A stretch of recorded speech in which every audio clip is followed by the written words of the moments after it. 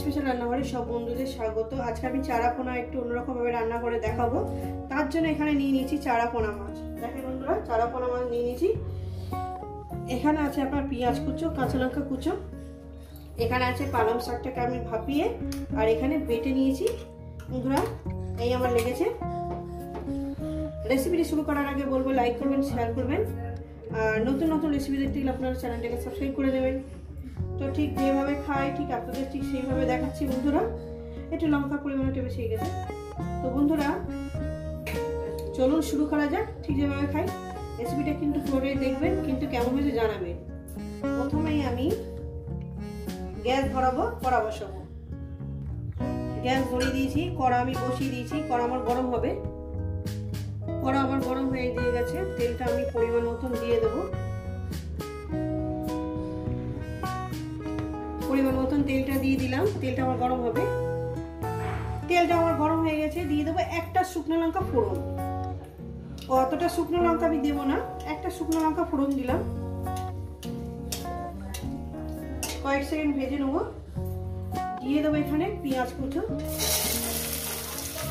পেঁয়াজ কুচোটা দিয়ে দেবো। বন্ধুরা লঙ্কাটা আমি পরে দেবো। মানে পেঁয়াজটাকে আমি মিনিমাম 1 মিনিট ভেজে নেবো। তারপর আমি লঙ্কাটাকে দেবো। আর ভাজার জন্য একটু লবণ দিয়ে দেবো।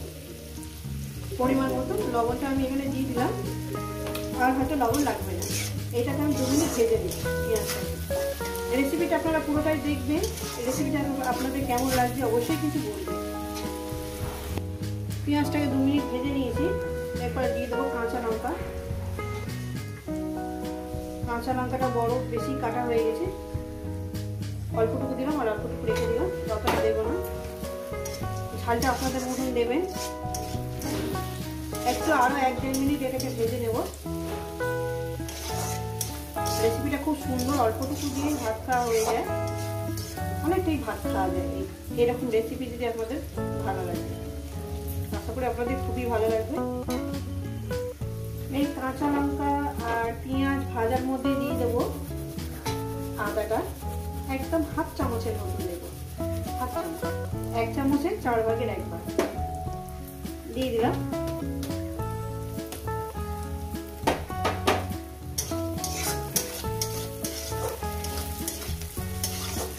এটাকে আমি আরো 1 মিনিট ভেজে নেব। ওই ভাজার মধ্যে দিয়ে দেবো সামান্য পরিমাণে হলুদ। সামান্য পরিমাণে দেখতে পাচ্ছেন বন্ধুরা কতটুকু হলুদ দিয়েছি। এই যে সামান্য পরিমাণে দিয়ে দেবো। এবার এর মধ্যে দিয়ে দেবো আপনার এই পালং শাকটা।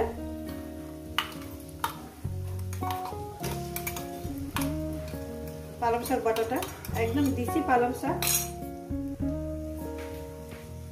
শাকটাকে দিয়ে দিয়েছি। এবার পালং শাকটাকে আমি এটাকে মিনিমাম 3 থেকে 4 মিনিট একদম মিডিয়াম গ্যাসে বা লোতে দিয়ে আমি এটাকে ভেজে নেব। লোতে দিয়ে একদম ভেজে নেব। দারুণ রেসিপি না বন্ধুরা? দেখতে দেখতে আপনাদের জিভে জল চলে আসবে যেরকম বানিয়ে খায়। আসলে এটাকে আমি 4 মিনিট ভেজে নেব। 4-5 মিনিট মিডিয়াম গ্যাসে। দিয়ে দেবো কয়েক দানা চিনি।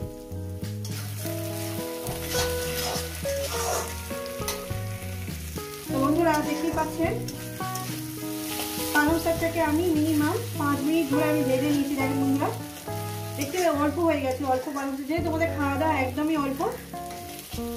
এটা মিনিমাম আমরা 3 জনে খাবো। এইটুকুনি আমরা 3 জনে খাবো, কিন্তু অনেকটা করে খাওয়া যায়। তা যাই হোক আমাদের খাওয়া দাওয়া অল্প, কিছু মনে করবেন না। এখানে দিয়ে দেবো মাছ। আরো তরকারি আছে, শুধু এই তরকারি নয়। এইটাকে দিয়ে আরো 3-4 মিনিট এটাকে আমি নাড়াচাড়া করে গ্যাস একদম লোতে করে দিয়েছি। ঠিক আছে, এইবার এটাকে দিয়ে নুন মিষ্টি আপনাদের সামনে দিয়ে দিবেন। আরো 3-4 মিনিট এটা এইভাবে রান্না করে যাতে মাছের ফ্লেভারটা শাকের মধ্যে চলে আসে। ঠিক আছে, আর যদি একটু চাপা দিয়ে দেন আরো খুব ভালো হয়, যে একটু ভেপে যাবে, ভেপে আরো সুন্দর খেতে হবে। একটু চাপা দিয়ে দিচ্ছি। দিয়ে দিলাম একটু চাপা। ঠিক আছে, ওই 2 মিনিটের জন্য। তো বন্ধুরা দেখুন হয়ে গেছে আমার রেসিপিটা।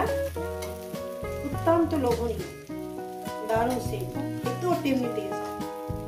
তো এটাও নামিয়ে দেখাচ্ছি। গ্যাসটা বন্ধ করে দিলাম। এই রেসিপি যদি আপনাদের ভালো লেগে থাকে অবশ্যই কিন্তু কমেন্ট করে জানাবেন, রেসিপিটাকে লাইক করবেন, শেয়ার করবেন। নতুন নতুন রেসিপি দেখতে হলে চ্যানেলটাকে সাবস্ক্রাইব করে নেবেন। ঠিক নতুন রেসিপির সঙ্গে দেখা হচ্ছে। সবাই সুস্থ থাকবেন, ভালো থাকবেন, আর আমার নিত্য নতুন ভিডিও দেখবেন। কিন্তু এইভাবে রানি খেয়ে দেখবেন আর আমাকে কিন্তু অবশ্যই জানাবেন।